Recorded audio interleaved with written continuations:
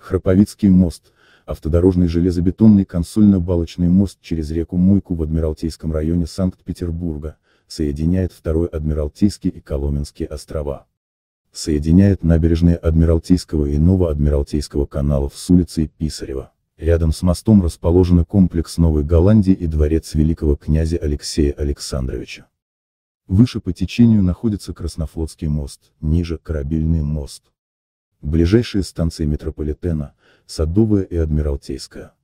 С 1738 до 1753 годов мост назывался желтым, по цвету окраски. С 1753 года мост назывался галерным или корабельным, от находившейся здесь галерной верфи, которая в 1740 году была переведена на Васильевский остров. На плане 1798 года мост был отмечен как Синявин. С 1770 года мост стал именоваться по фамилии владельца особняка, расположенного вблизи моста, Храповицкого, секретаря Екатерины II, автора памятных записок, содержащих обширный материал по истории России последней четверти XVIII века. С 1737 года здесь существовал многопролетный деревянный мост балочной системы с разводным пролетом посередине. Мост упоминается в очерке Грибоедова «Частные случаи петербургского наводнения», посвященного наводнению 1824 года. Деревянный мост неоднократно ремонтировался в дереве в 1875 и в 1894 годах. Длина моста составляла 54,8 метра, ширина – 12 метров. В 1907 году мост перестроен по проекту инженеров Бёрса и Пшеницкого. В 1935 году при очередном ремонте разводной пролет заменен постоянным балочным.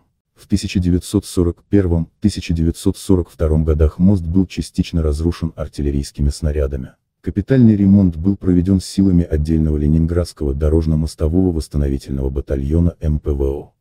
Существующий железобетонный мост построен в 1965-1967 годах по проекту инженера Болтуновой и архитектора Носкова.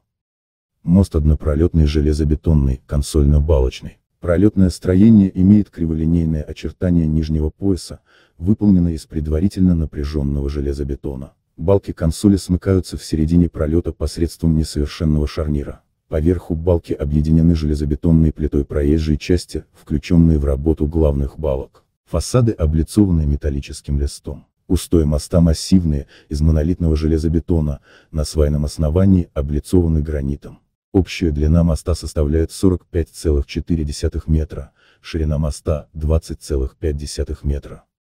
Мост предназначен для движения автотранспорта и пешеходов. Проезжая часть моста включает в себя 3 полосы для движения автотранспорта. Покрытие проезжей части и тротуаров – асфальтобетон. Тротуары отделены от проезжей части гранитным поребриком. Перильное ограждение чугунное литое, на устоях завершается гранитным парапетом.